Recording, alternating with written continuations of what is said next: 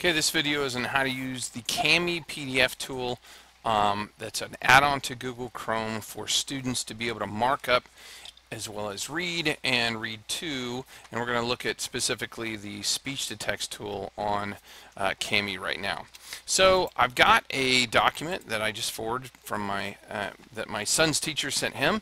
It's a PDF file, and I'm going to go ahead and click on that, and you can see that it came up. They scanned it upside down. That's okay. I'm going to say open with, and because I have Kami added, I'm going to say open with Kami. Now it's going to open up and turn this into a PDF file. You can see I've got the I'm not sure why I had the Google Drive error. The first thing I'm going to do, you can see because it was done upside down, I'm going to go ahead and rotate the document. And those buttons are right over here, so I'm going to rotate clockwise and rotate clockwise again. Now this is not an OCR document. I can see that if it was OCR'd, it would be straightened up a little bit. I would be able to use a text reader on it. It was scanned poorly, basically by the teacher that scanned this one, meaning that they took a low quality printout and then tried to scan it and make it an OCR. That's one of the things you don't want to do. If you're trying to send a student something they're going to use with text-to-speech or speech-to-text, number one, you try to want to make sure it's an original. This one is not. You can see how it's copied off to the side, or at least that it's gone through. You can even see the staples that were up on this one. So it wasn't a perfect document, but we'll see what we can do with it. Okay, so if I want to turn this into use speech to text in Kami, I just hit a text box and put it where I want to answer the question, which that was not where I wanted to answer the question. Say it's right there, and then I just hit the voice typing it, and let's see, I don't know. This is a want, and hit stop. Now that's great for this, and Kami works good for worksheets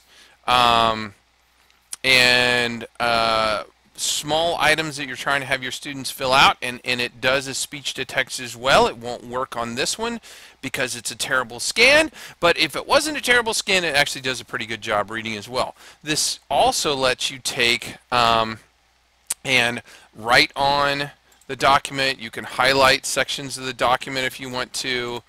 Do highlighting. Again, you can see how messed up that was because the OCR was so bad because it's not scanned through very well.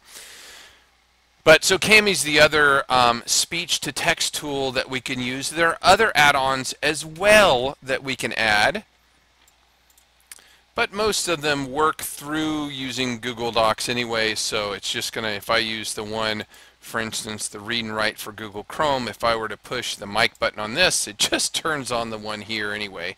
It doesn't have a separate one, it's just using the one that works through Google Docs. So that's the easiest, best way that I know of to go from speech to text. And again, I teach my kids this, so once I do something, I can do that. Now, the opposite, text to speech, is what we're going to talk about next, because when I do this, the next thing a student has to really do, especially if they're doing a paper or something, is have it read to them to make sure it's saying what they think it should be saying.